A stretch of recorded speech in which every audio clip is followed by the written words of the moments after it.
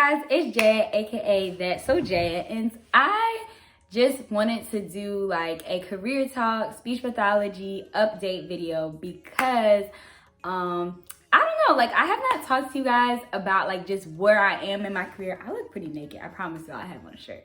But I have not talked to you guys exactly what I'm doing.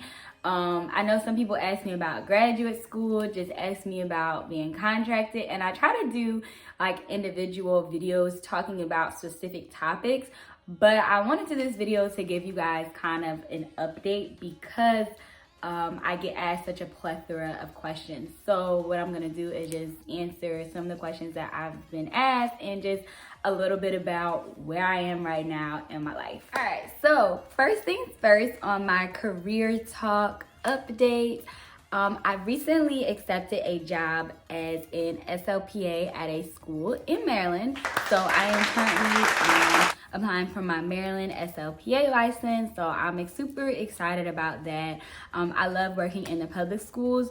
I have only worked in the public schools. So if you guys watch a lot of my SLPA videos or videos as a contracted SLPA, the only setting I have worked in has been in a public school. As an SLPA, you can't work in hospitals, so pretty much, I mean, you can do like home health, like some states do like you like go to the homes and work as an SLPA or work in like outpatient clinics, but for a majority of SLPA jobs, I feel as though they are school-based jobs. This is my third contract. I have been with my company since 2017. I will put the link below to my company if you guys are also interested in working as an SLPA. I've had a few people reach out to me about the company and like job opportunities. So please DM me if you are interested or comment down below.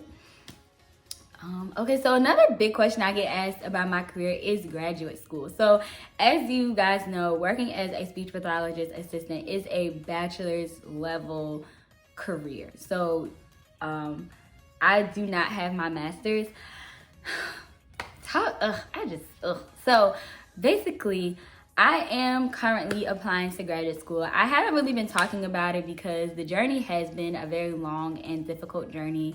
Applying to graduate school is very competitive, especially for speech pathology. It's not as many programs, and the programs that are out there are very, very small to where they accept about maybe 20 kids or so. So I'm currently in the process. I'm speaking to a lot of speech pathologists that are helping me and just a lot of supervisors that have been helping me along the way. So once I start a program, I will definitely do a video for you guys. I will go more in depth on my journey, but I'm just kind of brushing over it right now because I am in that process of applying because I do not want to be an assistant forever. I love the field, but nobody wants to be someone else's assistant for the rest of their life. Like, no.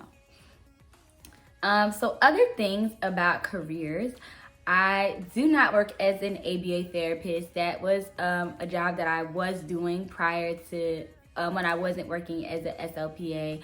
I was doing that part-time. I love that job. I love that field. That's also something that you could get your master's in, behavior analyst, a BCBA, which is also a great field, working with children with autism or developmental delays is also a great field. Salary. So a lot of people are asking, like, you know, since I've been doing this for a while, does my salary increase? My salary has increased since I made my last pros and cons video, but I do feel as though that is usually more so based on where I'm living. So like I said in a previous video, your SLPA salary is more so, every state varies. So, but I will say I do like the pay, I guess, for, you know, to live in Maryland. Another question. Okay, so another thing is another question that I have is, like, do I like being contracted? Would I rather just work directly for the school district? There is pros and cons about being contracted. I personally like being contracted because I I had like hair in my mouth. I like being contracted because it gives you a little bit more flexibility and freedom. Like you're kind of separate than the actual like school workers. But with my company, some downfalls is that I don't get any PTO. So when I'm not working, like now with all the virus stuff going on, I'm not getting paid.